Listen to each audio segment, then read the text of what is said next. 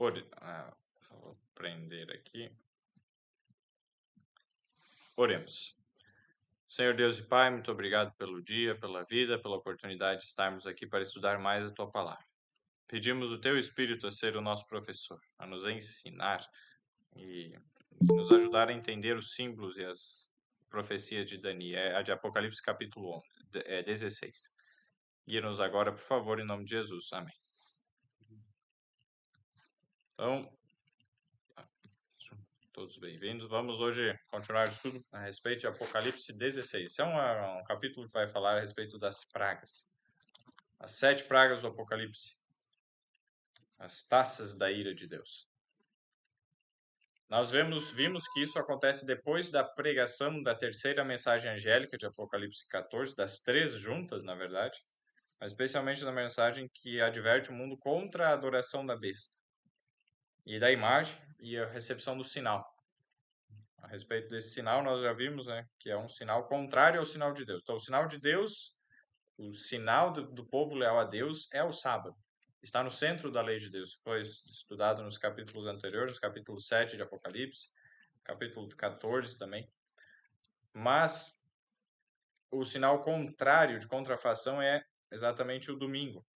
Mas o domingo não é a marca da besta, não é hoje. Ela não é ainda a marca da besta porque as pessoas não foram alertadas.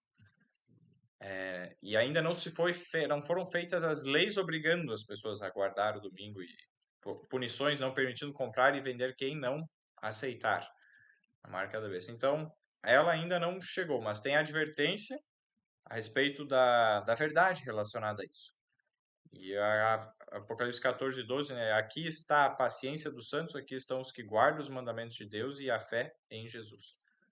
Então, a paciência, a perseverança dos santos, guardar os mandamentos de Deus e a fé de Jesus. Não é salvação por obras. A fé em Jesus é que nos salva. As obras são uma consequência do que Jesus opera. E elas trabalham juntas, a fé e as obras. Tiago, ele explica melhor essa dinâmica de fé e obras.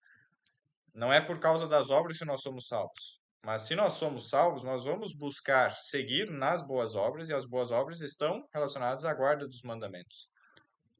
Então, essa é a lógica, essa é um resumo assim, dessa temática. Vamos agora a Apocalipse 16. Apocalipse 16, nós lemos: E ouvi vinda do templo uma grande voz que dizia aos 7 anjos: Ide e derramai sobre a terra as 7 taças da ira de Deus. Então, as 7 taças da ira de Deus são agora em Apocalipse 16, o verso 1, inicia na primeira delas. Ouvi vinda do templo uma grande voz que dizia aos 7 anjos: Ide e derramai sobre a terra as taças da ira de Deus, as 7 taças da ira de Deus. Interessante aqui sobre a terra. Um detalhe, porque depois vai ser derramado sobre o ar, a última. Mas aqui sobre a terra. E sobre a terra. A primeira delas, o verso 2. E foi o primeiro e derramou a sua taça sobre a terra, e fez-se uma chaga má, ou úlcera, em outras versões, úlcera ou chaga má e maligna nos homens que tinham o sinal da besta e que adoravam a sua imagem. Então, surgiu uma chaga, uma doença, uma úlcera, lesões assim de pele, má e maligna, especificamente naqueles que aceitaram a marca da besta, que tinham o sinal. Rejeitaram o sinal de Deus e, consequentemente, aceitaram o sinal da besta. E aí, o verso 3, nós vamos ver aqui. Aqui não tem muito o que aprofundar mais por enquanto, né? Mas depois nós vamos voltar nesse detalhe. E o segundo anjo derramou a sua taça no mar, que se tornou em sangue, como de um morto, e morreu no mar toda a alma vivente. Se essas pragas fossem universais e caíssem em todo o mundo, não terminaria o período das pragas e já teria acabado a vida na Terra. Então, elas são localizadas. Nós vamos ver depois um indício disso, porque tem uma delas que cai exatamente num local. Então, dá um indício de que elas não são totalmente globais, né? Ou que talvez elas tenham um período de ação, como as pragas do Egito. Aí em Êxodo, capítulos 9, 10, nós vemos que elas caíam, ficavam um tempo, depois Deus retirava. Depois caía, ficava um tempo, Deus retirava. Então, algo de alguma forma vai ser, mas provavelmente mais localizado, como veremos a seguir. O verso 4. E o terceiro anjo derramou a sua taça nos rios e nas fontes das águas, e se tornaram em sangue. A terceira praga é semelhante à segunda, mas não é no mar, mas nos rios e nas fontes das águas. E aqui é sangue mesmo. Então, o sangue apodrece, fica um cheiro horrível, não há nenhum ser sobrevive lá, e o pouco que se já tem se visto, né, no Rio Grande do Sul, dos alguns dejetos, alguns corpos, algumas coisas que fica insuportável o cheiro. Imagina toda a água virar sangue. De toda a nascente, nas torneiras, né, nas fontes, que essa é a terceira praga. E o verso 5: E ouvi o anjo das águas que dizia: Justo és tu, ó Senhor, que és, e que eras, e que hás de ser, porque julgaste estas coisas. E olha, vem a explicação por quê. É estranho nós vermos essa atitude de Deus punir, de Deus infligir a ira. Com ira, colocar castigos sobre as pessoas. Mas aqui ele dá um motivo por que em algumas situações Deus age dessa forma. O verso 7. O verso 6, desculpa. Apocalipse 16, 6. Visto como derramaram o sangue dos santos e dos profetas, também tu lhes deste o sangue a beber, porque disto são merecedores. Toda a maldade que já foi feita contra o que? Os santos e os profetas. Todo o sangue inocente que já foi derramado. Deus, então, hoje não, nesse momento vai dar a retribuição, porque disto são merecedores. Então é simplesmente a retribuição. Isso é de perante Deus. Deus conhece os motivos, Deus deu oportunidade de arrependimento. Jesus, o sangue de Jesus é infinito, de forma assim, porque Jesus é Deus e ele se fez homem, mas ele continuava sendo Deus. Então o sacrifício de Jesus tem o valor suficiente para cobrir todo esse sangue derramado se as pessoas se arrependessem. Mas como não se arrependeram, então Deus deixa que venha a natural consequência. E muitas vezes a natural consequência é exatamente ele dar o que eles merecem. A consequência que a lei exige. Então Deus ele dá esse castigo. O verso 7. O verso 7 agora. E ouvi outro do altar, no caso outro, né, que dizia: Na verdade, ó Senhor Deus Todo-Poderoso, verdadeiros e justos são os teus juízos. Deus conhece todas as coisas. Quando nós tentamos fazer a justiça com as nossas próprias mãos, nós não temos toda a verdade, toda a justiça e todo o conhecimento de tudo que aconteceu, dos motivos, e nós não conseguimos agir da maneira de Deus. Nós devemos seguir o juízo de Deus. Tem situações na Bíblia que Deus disse para o povo de Israel fazer o seguinte: vai e destrua aquele povo. Porque Deus tinha julgado, ele viu e ele determinou a sentença. E eles só foram o instrumento de Deus para trazer a juízo. Da mesma forma, quando o povo de Israel pecou, Deus utilizou os babilônios para ir lá dar o castigo para Jerusalém, para o povo de Israel. Então, Deus utiliza meios para realizar a sua justiça, o seu juízo. Mas aqui nós vemos Deus diretamente agindo, sem se utilizar de reis, de nações, de pessoas. Ele e anjos diretamente relacionados com essas obras. Então isso é algo diferente do que a gente vê no resto da Bíblia. Então é algo novo.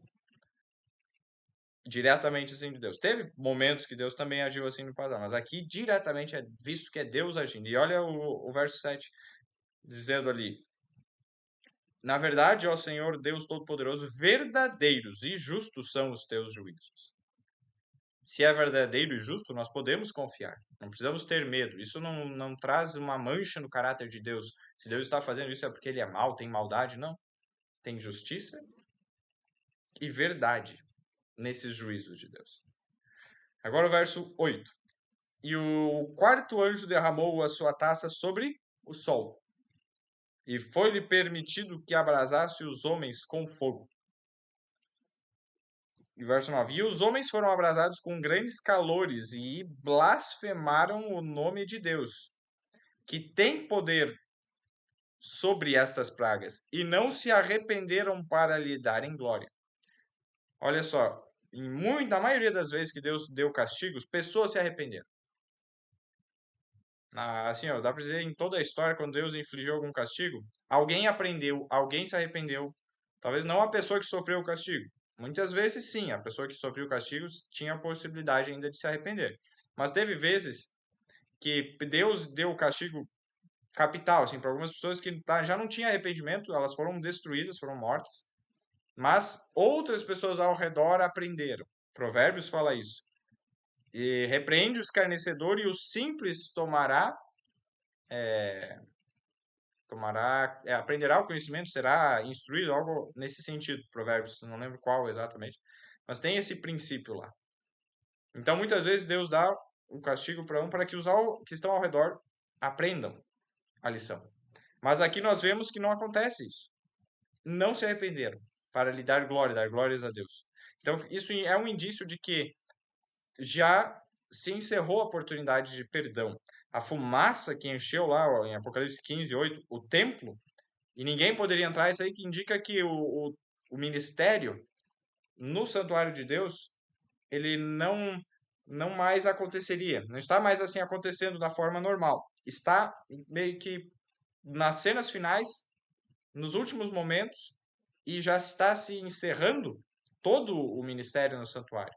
E a parte de perdão de pecados já se encerrou, tanto que não há mais como entrar e sair. Nós devemos hoje entrar no santuário celestial pela fé. Como lá em Hebreus fala, né? Entrando pela fé, onde Jesus está à direita, como nosso intercessor, sumo sacerdote. Mas se já ninguém entra e ninguém sai, então não há mais oportunidade de arrependimento. E aqui nós vemos, tanto que esses juízos de Deus não geram arrependimento das pessoas, porque elas rejeitaram a oportunidade. Então esse já é um momento que não há mais oportunidade de perdão de pecados. O meu irmão achou aqui, Provérbios capítulo 19, verso 25. Vou pedir para o Odete achar para nós. Provérbios 19, 25, que nós vamos ver exatamente esse princípio que Deus age, né? De como ele tem agido até hoje e o porquê que muda no futuro. Porque já não... Vou pedir para minha mãe puder achar Apocalipse 22, o verso 11. 19, 25, Eric. Isso aí, Provérbios 19, 25. Açoita o escarnecedor, e o simples tomará aviso. Repreende ao entendido, e aprenderá conhecimento. Isso, muito obrigado. Olha que interessante, tem dois princípios aqui em Provérbios 19, 25.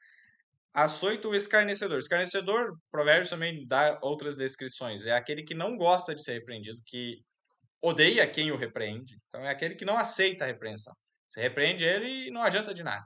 Tem até um que chega e diz: não repreenda o escarnecedor para que você não fique de mal com ele, você não crie uma intriga. Né? Você vai ter problemas se repreender um escarnecedor. Mas aqui está dizendo um outro aspecto: açoita o escarnecedor e quem vai aprender? O simples tomará aviso. Então, quem ainda não se decidiu na rebelião contra Deus, eu não quero saber de Deus, eu não vou aceitar repreensão nenhuma. Quem está ali ao redor que é simples, ou seja, ainda não aprendeu a obedecer a Deus, vai ver essa punição e vai tomar aviso. Vai poder aprender com isso. Já o outro lado repreende ao entendido e aprenderá conhecimento. Então, se você repreender alguém que é entendido, ele vai aprender. Então, devemos aprender com a repreensão. Vou só ler aqui alguns comentários.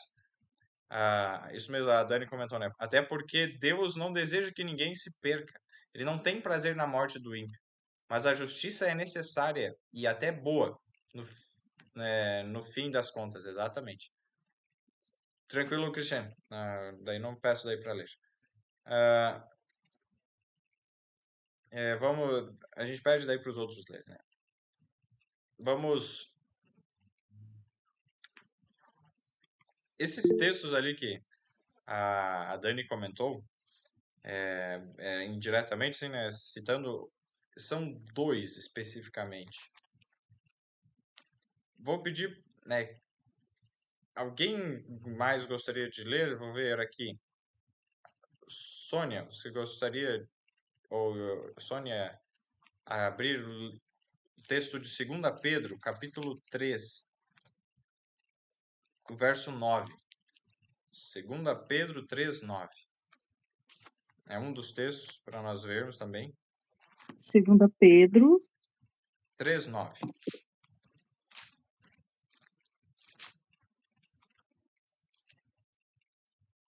2 Pedro 3, 9. Deixa eu pegar aqui no celular que Tranquilo. a lâmpada aqui é fraca. É o 9, não é o verso? Isso. 2 Sim. Pedro 3, 9. Enquanto isso, eu vou pedir para a Eliane puder. Opa, só. Talvez que tem 2 celulares no mesmo ambiente com. Tem Isso. mesmo. Então é bom ficar só com um. Quando tem 2 pessoas, é só usar um celular, senão ele fica dando eco. Aqui cada um está num canto Ah, tá. reservado. Eu posso ler? Pode ler. 2 Pedro 3. Enquanto isso, só a Eliane puder achar Ezequiel 18, 23. Ezequiel 18, 23. Pode ler, então, 2 Pedro 3, 9. Desculpa, Sônia. O Senhor não retarda a sua promessa, ainda que alguns a tenham por tardia, mas é longânimo para conosco, não querendo que alguns se percam, senão que todos venham a arrepender-se. Muito obrigado. Então, Deus ele não retarda a promessa, ele quer voltar, mas ele está esperando porque ele é longânimo, ele tem paciência e ele não quer não querendo que alguns se percam, senão que todos venham a arrepender-se. Ou seja, Deus deseja isso. Deus deseja, mas nós vemos que não é isso que vai acontecer. Deus deseja que todos sejam salvos, mas nem todos querem ser salvos e aceitarão a salvação. Por isso que aqueles que recebem essas pragas não se arrependem. Não é porque Deus não quis, porque elas não quiseram. É diferente isso. E vejam só um outro texto que confirma isso que a Dani comentou ali no muito pertinente comentário, Dani. Obrigado. Ezequiel. Esse é outro texto. 18, verso 23. Assim que achar aí, Eliane, pode ler. Acaso tenho eu prazer na morte do perverso? Diz o Senhor Deus. Não desejo eu, antes que ele se converta dos seus caminhos e viva? Amém. Então, Deus ele não quer a morte do perverso. Ele quer que se arrependa e viva. E exatamente isso. Mas, para ter a vida eterna, é necessário arrepender-se. Arrependimento é um dos passos essenciais. E agora, mãe, Apocalipse 22, verso 11. Quem é injusto, seja injusto ainda, e quem é sujo, seja sujo ainda, e quem é justo, seja justificado ainda, e quem é santo, seja santificado ainda. Amém. Vejam só que interessante. Quem é injusto, seja injusto ainda. Esse é um momento, um ponto aqui que está dizendo. No verso anterior diz, não celes as palavras da profecia desse livro, porque o próximo está o tempo. Que tempo? Aí fala ali, quem é injusto, seja injusto. E esse é o tempo em que não haverá mais arrependimento, mudança de situação. A pessoa quer arrepender-se dos seus maus caminhos. Nesse momento, não há. Existe um momento. O Apocalipse ele traz informações espalhadas. Mas como entender quando é esse momento? Aí nós voltamos ali em Apocalipse e nós já vimos que ninguém mais entra e sai. Já é um indício de que já não tem mais entrada no santuário. É no santuário que havia o perdão dos pecados. Era ali que se processava o sacrifício dos animais, no caso simbolizando Jesus, o Cordeiro de Deus. Então é ali que se dá todo o processo da salvação, no santuário celestial. E voltando em Apocalipse 16, Nós vimos aqui que eles não aceitaram, não se arrependeram. E agora vamos lá, Apocalipse 16, o verso 10. E o quinto anjo, agora vamos ver já o quinto já.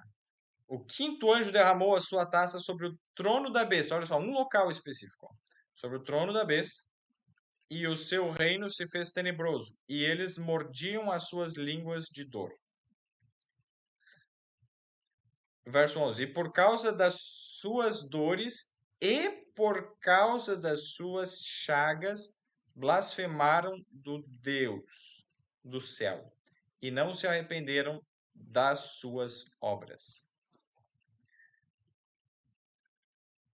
Quando a gente vê aqui, derramou sobre o trono da besta e o quê? Se fez tenebroso. E tiveram dor. Trevas. Essa é a praga. Se fez tenebroso. Só que perceba, aqui, a quinta praga, que caiu sobre o trono da besta, fez com que ficasse tenebroso. Exatamente o centro do reinado da besta fica em trevas. Como lá no Egito aconteceu, que as habitações dos egípcios ficaram em trevas totais. Mesmo durante o dia, houve um período assim, de alguns dias, e não tinha luz. E nas habitações dos hebreus, dos judeus, tinha luz. Então, aqui novamente acontece em um local uma praga específica. E assim como o povo de Israel lá, nenhuma das pragas atingiu eles, aqui temos a certeza que Deus protegerá o seu povo e não deixará nenhuma dessas pragas atingirem eles, porque não haverá mais, como posso dizer, arrependimento, os maus não se arrependerão mais, então não será mais necessário morte de nenhum santo. Deus só permite que um fiel dele, uma pessoa, morra, um filho seu morra, especialmente por martírio, quando alguém pode receber aviso, mesmo os santos. Então, é para servir de testemunho, como nós vimos na história dos mártires, na perseguição da Idade Média. Mas aqui não tem mais ninguém que vai se arrepender, porque todos tomaram sua decisão. Então, não tem mais por que morrer. E aí vem as promessas de Isaías 54, Isaías 30 e outras, Salmo 91. Deus vai proteger. Inclusive, Apocalipse, nós vimos na igreja de Filadélfia, te guardarei da hora da provação que há de vir sobre toda a terra. Então, Deus vai guardar. Até, Cíntia, se puder ler esse texto. Eu vi que antes comentou que poderia ler. É Apocalipse capítulo 2. Não, desculpa. Apocalipse capítulo 3. O verso 10. Apocalipse 3, 10. Que vai falar exatamente sobre isso. Que Deus vai guardar o seu povo fiel. E assim que Apocalipse 3, 10. 3, capítulo 3 e o verso 10. Como guardaste a palavra da minha paciência, também eu te guardarei da hora da tentação que há de vir sobre todo o mundo, para tentar os que habitam na terra. Muito obrigado. Então, Deus, a promessa de Deus é que Ele vai nos guardar da hora da tentação. E é nessa guarda de Deus, nessa proteção dele que nós temos a nossa segurança, a nossa esperança. Então, não precisamos ter medo das pragas. E não deve ser por medo delas que devemos buscar a Deus. Mas que sirvam elas o quê? De aviso. De aviso para vermos, olha, nós não temos segurança em nada aqui. Aqueles que colocaram sua segurança no dinheiro, em casas e construções, a gente já vai ver o que vai acontecer com tudo isso. Na última delas. Então aqui nós vemos que nossa única segurança é Deus. Sem Deus não temos nenhuma segurança. O Maurício encontrou uma vela. Oh, legal. Então no próximo texto daí eu peço para vocês lerem. Isso aí. É ruim ficar sem luz, né? Vamos lá. Então agora... E olha o que é interessante. Então trevas. Foi naquele local específico. Veio. Só que a parte que fala de chagas é a primeira. Que foi dado o quê? Uma chaga má e maligna aos que tinham o sinal da besta. E da primeira praga até a quinta passou um bom tempo. Não sabemos quanto, mas passou um certo tempo que foi indo. E quando chega na quinta, cai sobre a trono da besta que fica escuro. Trevas. E eles mordiam as línguas de dor, então aquelas chagas más e malignas doíam muito, e eles já tinham elas, porque eles não só eram tinham a marca da besta, mas eram os responsáveis pela marca da besta, porque estavam ali no trono da besta. Então, pessoas com autoridade que tiveram influência sobre essas leis dominicais que foram impostas nesse momento, né? No futuro, mas aqui está falando desse momento que já tiverem sido impostas, né? E aí, eles estão sentindo dor, ou seja, essas pragas, elas não são algo que muitos tentam colocar como que elas já aconteceram no passado. Uma visão preterista, assim, já tudo se cumpriu, já aconteceram as pragas, ou a maior parte delas já aconteceu, algumas vão acontecer. Fazer uma mistura não se encaixa na profecia isso. Por quê? Nós acabamos de ver o anúncio de que da terceira mensagem angélica não foi dada no mundo inteiro. A lei de Deus ainda não foi colocada claramente perante o mundo inteiro para que todos saibam da onde que vem essa história de guarda do sábado e da onde que vem essa história de guarda do domingo. O mundo não está esclarecido com relação a isso. E a validade e a perpetuidade da lei de Deus. Então, quando o mundo for advertido, e aí acontecerem essas coisas, e aí tiver essas leis dominicais e for proibido comprar e vender, e tiver um período de perseguição ali, e aí então se encerrar ali a oportunidade de salvação, e começarem a cair os juízos, que advertiu a terceira mensagem angélica, quando caírem os juízos, quer dizer que já encheu de fumaça o santuário. E ninguém mais entra nem sai. Então, quando cair a primeira praga, é um indício que isso está no futuro. Não aconteceu ainda. Essas coisas que nós estamos falando ainda não aconteceram. Então, não pode ser que já aconteceu no passado, é um simbolismo. Não, essa parte é literal. Vai acontecer, porque as pragas também no Egito são muito semelhantes a essas. A gente vê lá água e sangue, trevas e várias características. E quando nós agora vamos ver que essa quinta praga tem pessoas que sobreviveram desde a primeira praga até a quinta e estavam ainda com os resultados da primeira praga, entenderam? Isso é uma evidência de que é algo que acontece em sequência em um intervalo de tempo não muito grande. Porque, senão, com tudo isso acontecendo, se fosse levar décadas, anos, ninguém ia sobreviver a isso. Então, é um intervalo mais curto de tempo. E, novamente ali, essas chagas eram dolorosas e eles blasfemavam e não se arrependeram. Novamente, confirmando o que nós já vimos. Nesse ponto já não tem mais arrependimento por parte deles. E aí o verso 12. E o sexto anjo. Agora vamos lá. A penúltima praga. E o sexto anjo derramou a sua taça sobre o grande rio Eufrates. E a sua água secou-se, para que preparasse o caminho dos reis do Oriente. Agora essa é uma praga que usa símbolos para descrever o que vai acontecer. Então, o sexto anjo derramou a sua taça sobre o grande rio Eufrates, e a sua água secou-se para que preparasse o caminho dos reis do Oriente. Nos primeiros estudos sobre Daniel, que nós passamos, que tem no canal gravado, nós vimos a respeito de como foi a tomada de Babilônia por Ciro, pelos Medo-Persas, né, que Ciro era um rei persa. Eu vou resumir aqui mais ou menos como é que foi. Talvez muitos de vocês já tenham ouvido como é que foi quando Babilônia foi conquistada e destruída. Os muros foram invadida, no caso. Não foi totalmente destruída naquele momento, mas foi invadida. E destruído aí o reinado babilônico. E os Medo-Persas tomaram o poder. Tinha um rio que atravessava a cidade. Tinham portões e assim, muralhas. Era praticamente impossível entrar.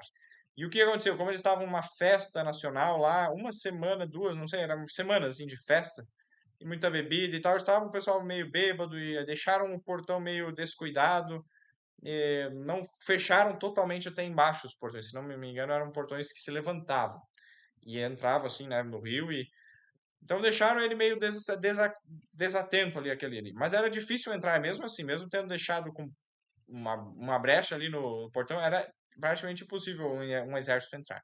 O que Ciro fez? Rei persa.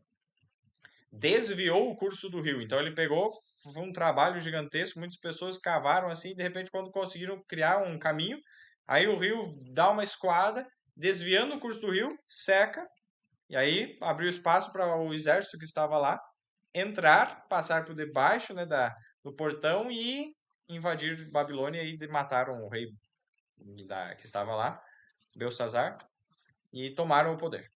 Foi assim que aconteceu a tomada de Babilônia. E o rio Eufrates é exatamente aquele rio que foi assim que aconteceu no passado.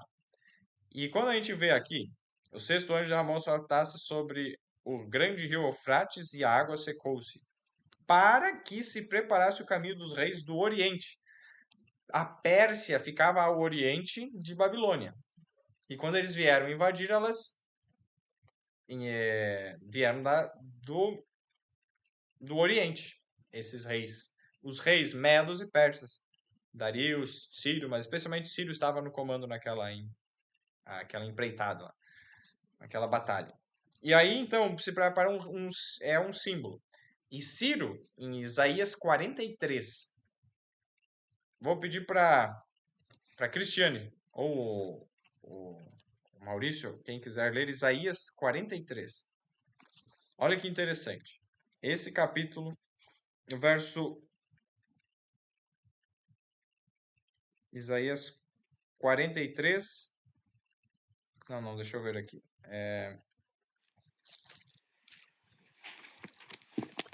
O verso 45, falei errado. Isaías 45, verso 1 e 2. Ok, ouvindo? Sim. Muito obrigada pela oportunidade. Deus abençoe, Eric. É aqui com a luz de velas.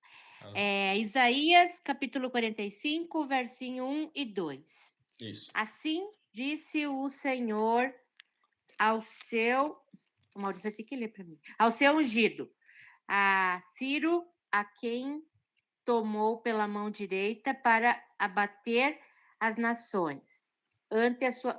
o Maurício vai ter que ler, Eric, eu não enxergo. Tranquilo. Desculpem. Pode ser o Maurício. 45. É o Maurício lê. 45, 1 e 2. Assim diz o Senhor, em seu ungido, a Ciro, a quem tomou pela mão direita, para abastecer as nações. Abater as... Porque tá acabando. Desculpa. Abater as nações até a sua face, e para descindir os lombos dos reis, e para abrir diante dele as portas, que não se fecharão. 2. Eu irei diante de ti, endireitarei os caminhos tortuosos, quebrarei as portas de bronze e despedaçarei as trancas de vidro. De ferro. Muito obrigado. Desculpa. Tranquilo. Olha só que interessante. Ciro, o ungido. O ungido também é um título de Jesus, na profecia de Daniel, que nós estudamos, Daniel 9, o verso 25, se não me engano. Até o Messias, que a palavra é ungido, até ungido. E o príncipe que fala, esse ungido é o príncipe. E aqui, a Ciro, o ungido, é um símbolo, Ciro é um símbolo de Cristo. Ele colocado como um tipo de Cristo, a gente fala, o tipo é existem semelhanças no que ele fez com o que Cristo fez, com o que ele fez, o que Cristo fará, entende? Esse é o significado, um tipo, é um símbolo. E esse símbolo é utilizado por Ciro aqui, por quê? Vejam só, Ciro foi e quebrou o cativeiro babilônico e deu liberdade, então, começou a dar liberdade aos judeus. E essa questão da liberdade que Deus deu aos judeus por meio de Ciro, trazendo juízo agora sobre aqueles que fizeram mau uso do poder dos babilônicos, especialmente dos descendentes lá de Nabucodonosor. Nabucodonosor foi um dos melhores reis de Babilônia. Aí depois os outros acabaram não seguindo no que ele prezou, né? Porque ele se arrependeu e adorou o verdadeiro Deus. Mas aí, então, veio esses outros. E então Ciro entra como um libertador do povo de Israel. É isso que o capítulo vai falar. Ele vai, por amor de Jacó, o meu eleito, eu fiz isso. Então Deus está ali. Então esse é o libertador do povo de Israel. Então quando a gente vai no Apocalipse, a gente está vendo Babilônia. Está reinando. A gente vai ver mais detalhes ainda no próximo capítulo, Apocalipse 17. Mas aqui em Apocalipse 16 nós já vimos algumas coisas de Babilônia. Caiu Babilônia em Apocalipse 14, verso 8. Aquela grande cidade. Então Babilônia novamente está ali na jogada. na situação. E quando aqui está falando de Babilônia, de repente vem os reis do Oriente, o rio Eufrates, lembra a história de Ciro, dos persas? E aí quando você vê a história de Ciro, é o libertador. E quando está nesse último domínio de Babilônia e cai sobre a praga, ali cai sobre a besta, a praga anterior, a quinta praga, o trono da besta, a besta está relacionada com Babilônia. E ela é uma das sedes ali do poder de Babilônia. E quando a gente vê aqui, então, seca o rio Eufrates para que se preparasse o caminho dos reis do Oriente, então, são anúncios de que Jesus está vindo. São anúncios ali, preparando o caminho para... São coisas que vão acontecer, que vão preparar o caminho para Jesus vir. E aí veja só, o verso 13. E da boca do dragão, e da boca da besta, e da boca do falso profeta, vi sair 3 espíritos imundos semelhantes a rãs. Verso 14. Porque são espíritos de demônios, que fazem prodígios, os quais vão ao encontro dos reis da terra, de todo o mundo, para os congregar para a batalha naquele grande dia do Deus Todo-Poderoso. Depois nós vamos ver os outros 2 versos. Da boca, ali o verso 3, da boca do dragão. Quem é o dragão? Nós já vimos aqui em Apocalipse 12, que é um símbolo de Satanás. Verso 9, né? E foi sepultado o dragão, a antiga serpente. O dragão, a antiga serpente. Chamado o diabo e Satanás, que engana todo mundo. Ele foi precipitado na terra. E os seus santos anjos... não são santos, desculpa. E os seus anjos foram lançados com eles. São demônios. E os seus não santos anjos. Então aqui, Satanás... O dragão é Satanás. A antiga serpente. O que Satanás ensina? Qual é a doutrina da serpente, do dragão? Em Gênesis nós vimos que a doutrina do dragão e da serpente foi contrária à ordem de Deus. Deus disse algo. Se você, Adão e Eva, comerem do fruto, vocês certamente morrerão. Deus disse isso lá em Gênesis 2, verso 17. No dia em que dela comer, certamente morrerás. Deus disse. E aí vem a serpente e diz, no verso 4, 3, 4, na verdade, Gênesis 3, 4. Então a serpente disse à mulher, certamente não morrerás. Então essa é a doutrina da serpente, contrário ao que Deus diz. Deus diz que morre, Satanás diz que não vai morrer, mas vai ser como Deus. Então, quando a gente vê aqui da boca do dragão, então do que sai da boca do dragão? A doutrina dele, que ele também é a antiga serpente. Semelhante ao que ele falou, a crença da imortalidade da alma é doutrina do dragão. E a boca da besta. O que a besta fala? Nós já vimos a questão da lei de Deus. Deus diz o sábado. Já a besta tem a sua marca. O que ela diz, a minha autoridade, porque eu mudei o dia de guarda, o domingo, então é a minha autoridade e ela fala isso. Então, aqui, exatamente representa o poder papal. A besta, como era em Apocalipse 13 que nós vimos. A besta que sobe do mar. E aqui, o falso profeta é a besta que sobe da terra, que tem o quê? Chifres semelhantes ao de cordeiro, mas que falava como dragão. Então, quem está manipulando esses 3 poderes é Satanás. E esses 3 poderes, o falso profeta, então, por quê? Tinha a aparência de ser um profeta de Deus, mas falava como dragão. Então, o falso profeta, nos Estados Unidos aqui, surgiu como uma nação protestante, como sendo aquele que iria defender a causa de Deus, o evangelho, a pureza, mas se tornou corrompido e falou como dragão. Então é um falso profeta. Diz que é um profeta, mas não é verdadeiro, é falso. E como nós vimos já em Apocalipse capítulo 2 e 3, quando estávamos estudando, especialmente capítulo 2, sobre a igreja de Tiatira, que fala sobre Jezabel. São muito interessantes os paralelos. Na 4ª carta à igreja de Tiatira, no verso 18, né, Apocalipse 2, 18 em diante, que vai lá falar a respeito de Jezabel. Vamos relembrar, não vamos ler lá no texto, mas sobre Jezabel, aqui comparando. essa união tripla. Houve já no passado, de certa forma, uma semelhança dessa união tríplice. Deus é 3 em 1. E Satanás tenta imitar tudo que Deus faz. Então ele pega os poderes e une de certa forma para tentar o máximo controle, o poder, obter o maior poder possível. E Jezabel, então, uma mulher, que é um símbolo de igreja, se a gente pegar o símbolo, comparado aqui também como a besta. Que a gente vê em Apocalipse 17 também que a besta está relacionada com uma igreja. É a igreja que comanda ela.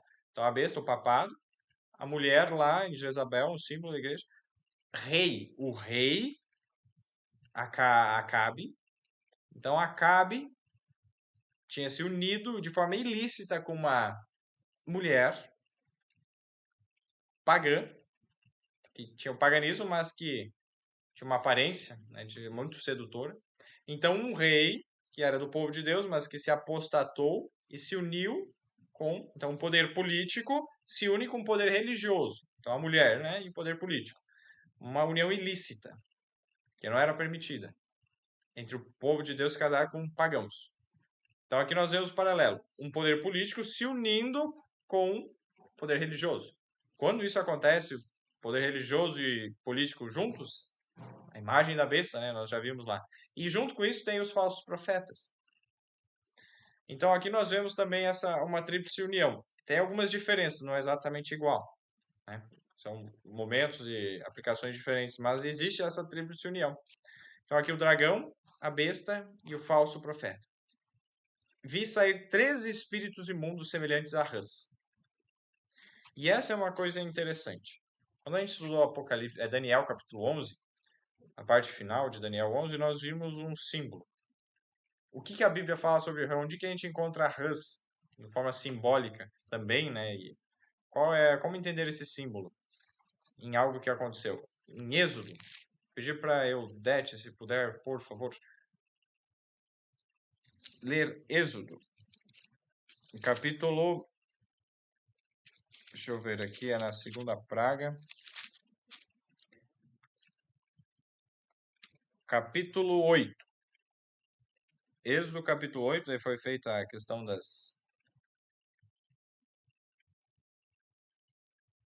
o verso 2...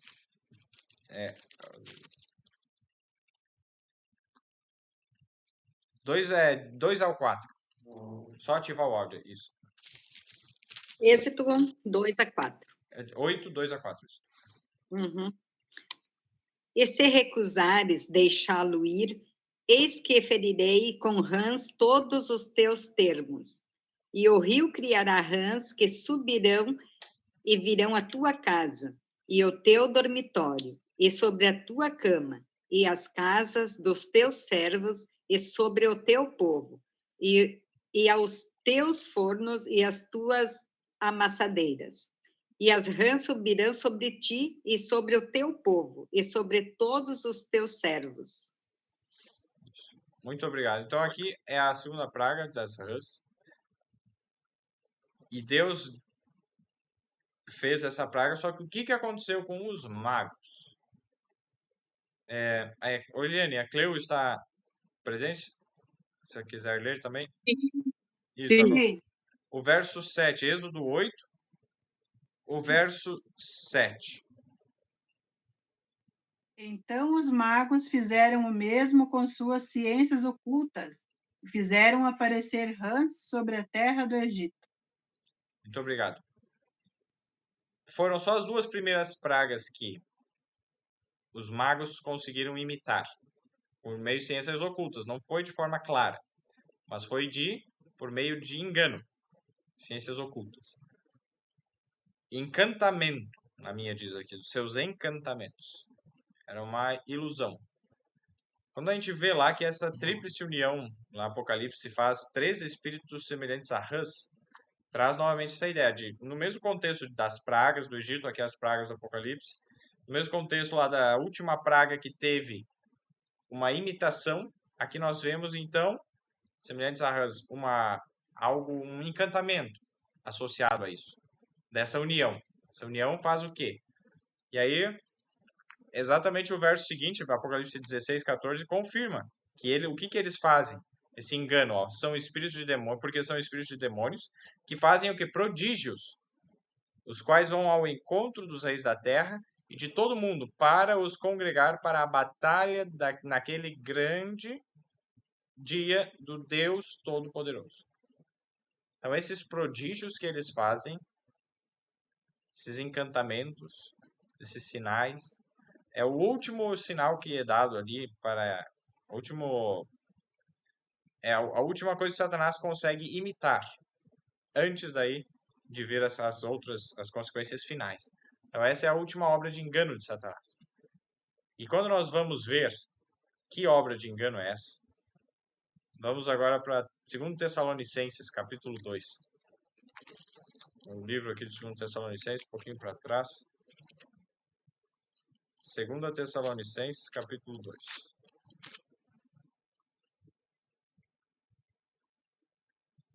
O verso 8 a 12. Eu vou ler aqui, são alguns versos. 2 Tessalonicenses 2, 8 a 12. E vejam só que interessante os paralelos, as semelhanças. E então será revelado o iníquo, a quem o Senhor desfará pelo assopro de sua boca e aniquilará pelo esplendor de sua vinda. Então, esse iníquo, a última coisa que Deus faz é destruir ele pela sua vinda, o aparecimento dele. Ó. Assopro da sua boca e aniquilará pelo esplendor, a luz, a glória da sua vinda. E verso 9. A esse iníquo, né, cuja vinda é segundo a eficácia de Satanás. Olha só a eficácia, o prodígio, o encantamento. Eficácia de Satanás com todo o poder e sinais e prodígios de mentira. Estão percebendo que antes de ser destruído Satanás e todo o seu poder, ele faz uma vinda que não é segundo o poder de Deus, a glória de Deus, mas é segundo a eficácia de Satanás com todo o poder e sinais e prodígios de mentira. E verso 10. E com todo o engano da injustiça para os que perecem, porque não receberam o amor da verdade para se salvarem. Então, quem que vai ser enganado? Aqueles que não receberam o amor da verdade. Então, o que nós devemos hoje fazer para nos preparar para as pragas? É receber o amor da verdade para nos salvarmos. Esse é o ponto central. Receber o amor da verdade. Jesus é a verdade. Receber o amor de Cristo em nosso coração. O amor por Cristo e dele mesmo, dentro de nós. Um amor semelhante ao dele. Esse é o único meio de nós escaparmos dos enganos, de escaparmos de tudo isso que nós estamos vendo que é terrível. Então, e agora o verso 11. E por isso que não receberam o amor da verdade, então vem os enganos de Satanás, todo o engano, então todo o poder de Satanás vai estar aplicado nisso. Verso 11. Por isso Deus lhes enviará a operação do erro para que creiam a mentira. Então vai vir essa operação do erro. E aí o mundo inteiro vai acreditar na mentira. Verso 12. Para que sejam julgados todos os que não creram a verdade, antes tiveram prazer na iniquidade. Então Deus deu tempo de oportunidade de arrependimento. E não quiseram. Então, eles preferiram a mentira. Ó. Tiveram prazer na iniquidade. Então, porque não creram a verdade, Deus mandou a verdade. Não quiseram, receberam, então, o engano. E esse último engano, então, ó, uma imitação da vinda de Jesus. Porque Jesus está vindo, vai destruir o poder de Satanás. Mas antes vem a vinda de Satanás, que é com todo o poder e prodígio de mentira e todas essas coisas. Então, antes desses momentos finais, Satanás imita a vinda de Jesus. É o que nós estamos vendo aqui. Para quê? Para juntar todos para a batalha. Todos os poderes da terra. E aí vem o verso 15. Apocalipse 16, né? Apocalipse 16, voltando lá. O verso 15 e 14 vamos ler de novo. Porque são espíritos de demônios que fazem prodígios, os quais vão ao encontro dos reis da terra e de todo mundo para os congregar para a batalha, naquele grande dia do Deus Todo-Poderoso. Verso 15. Eis que venho como ladrão, bem-aventurado aquele que vigia e guarda as suas roupas, para que não ande nu e não se vejam as suas vergonhas. E os congregaram no lugar que em hebreu se chama Armagedon. É interessante que essa imitação da vinda de Jesus é uma segunda imitação. Por quê? Porque ela acontece depois da proclamação da terceira mensagem angélica. E mas isso é algo que vamos, se Deus quiser, em algum outro momento lá, podemos abordar, mas não vamos entrar aqui. Mas é uma imitação da vinda de Jesus. E aqui vamos ver o verso 15. Então, bem-aventurado que vigia, que não ande nu. E o verso 16. E os congregaram no lugar que em hebreu se chama Armagedon. Então, Armagedon, a palavra Armagedon no original, assim, tem o significado de monte de Megido. Armagedon, monte de Megido. É um entendimento lá das línguas do grego, da parte do hebraico, né? E esse Armagedon, essa região do monte de Megido, que é o que significa isso, Armagedon era o monte de Megido. Você vai lá em Megido, não tem nenhum monte. Tem só tem uma planície lá em Megido. Mas a montanha mais próxima se chama Carmelo. O Monte do Carmelo. E o Monte Carmelo é exatamente onde Elias foi para defender ao verdadeiro culto a Deus contra os sacerdotes falsos de Baal e Astarote. E teve aquela batalha que ele sozinho e eram 850 outros sacerdotes, se não me engano. E ele deixou o tempo para eles. Ele fez uma proposta. Vamos ver quem é o Deus verdadeiro, se é Baal ou se é Jeová. Então, se for Baal, vocês vão ter que construir um altar, colocar o sacrifício, e Baal vai ter que mandar fogo do céu e consumir o sacrifício. Eles ficaram a manhã inteira, até um tanto da tarde, início da tarde, e nada. E se cortavam, se mutilavam, e ficavam fazendo barulho e clamando lá. Várias horas ficaram lá, e Elias falou assim, falem mais alto, talvez esteja dormindo, né? Talvez tenha viajado. E aí, depois de tudo aquilo, sem nenhum resultado, aí veio a vez de Elias. E quando Elias colocou o sacrifício, o altar, ele reparou o altar do Senhor que estava lá. Tinha um que estava em ruínas, reparou. Colocou o sacrifício e ele pediu para jogar água. Fez um valo, assim, um buraco ao redor do altar e jogou água. E mais água, e mais água. Deixou bem molhado aqui. Imagina você colocar fogo numa oferta, assim, uma coisa tudo molhada, madeira, tudo cheio de água. Aí ele queria mostrar que era de Deus aqui. E ele se ajoelhou e fez uma oração simples. Depois que ele orou, pediu que Deus revelasse que ele era o Senhor. Aí veio fogo do céu. E consumiu não só o sacrifício, mas consumiu o altar, queimou aquelas pedras, lambeu a água, evaporou tudo e mandou e acabou tudo. E ficou claro, todos aí então se prostraram perante Deus e disseram, Deus é o verdadeiro Senhor, não há outro. E aí ele disse, então agora pega todos os sacerdotes falsos e vamos destruir com os falsos profetas lá. E foram com os falsos profetas e mataram todos eles. Porque eles tinham feito o povo pecar e se afastar de Deus.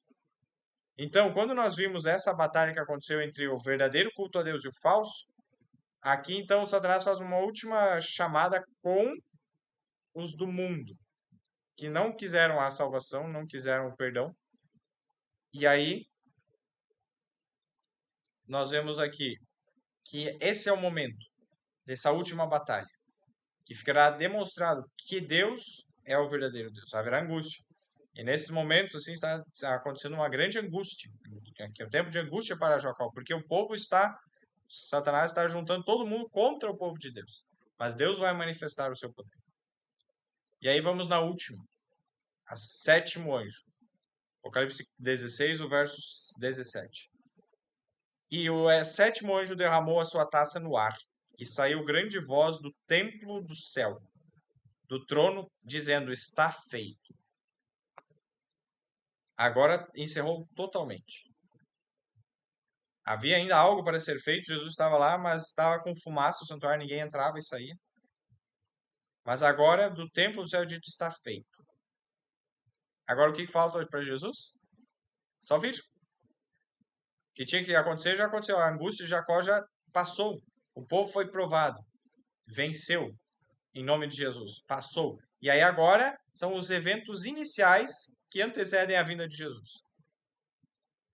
E olha só, e o sétimo anjo derramou a sua taça no ar, diferente dos outros que derramaram sobre o sol, sobre o mar, sobre a terra. o ar é uma ideia mais global.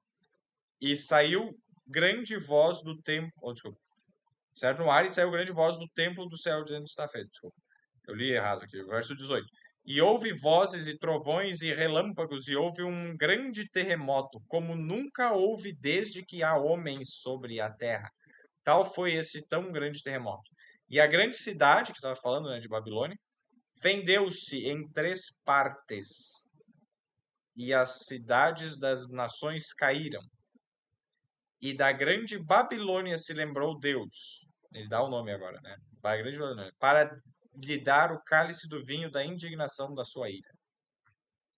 E toda a ilha fugiu, e os montes não se acharam. E sobre os homens caiu do céu uma grande saraiva de pedras. Uma grande saraiva.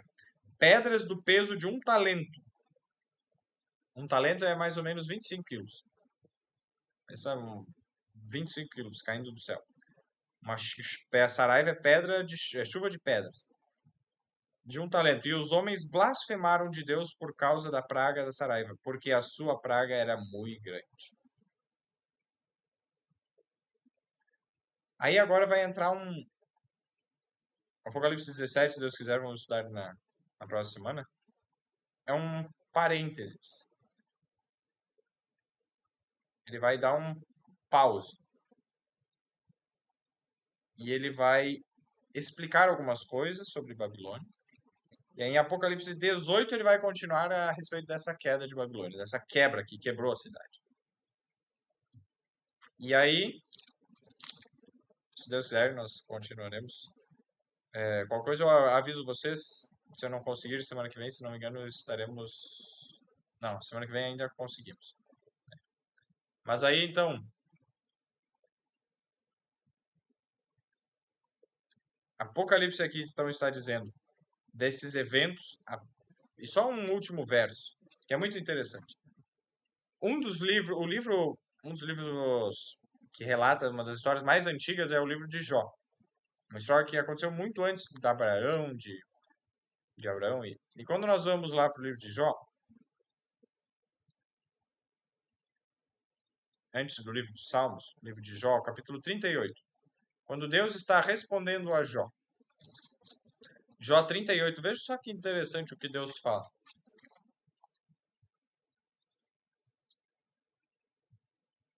Vou pedir para o meu irmão ler aqui Jó 38, o verso 22 e 23.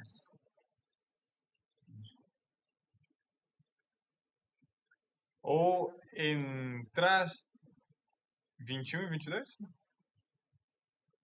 22 e 23. Desculpa, 22 e 23. Ou... Jó 38, capítulo 38, versos 22 e 23. Ou entraste tu até os tesouros da neve, viste os tesouros da saraiva, que eu retenho até o tempo da angústia, até ao dia da peleja, da guerra? E da guerra? Muito obrigado. Então, olha só. Deus já lá, muito antigamente, falou a respeito dos segredos que Deus tem escondidos, dos tesouros. E aí, quando estava falando por acaso você sabe qual é o tesouro, né, o poder bélico, o arsenal bélico que eu tenho na água congelada? Não sei o que você usou para vencer a batalha. Água congelada, gelo. E aí você vê tesouros da neve. E aí pedindo para Jó, você por acaso conhece, sabe como é que acontece as coisas, o que dá para fazer com isso?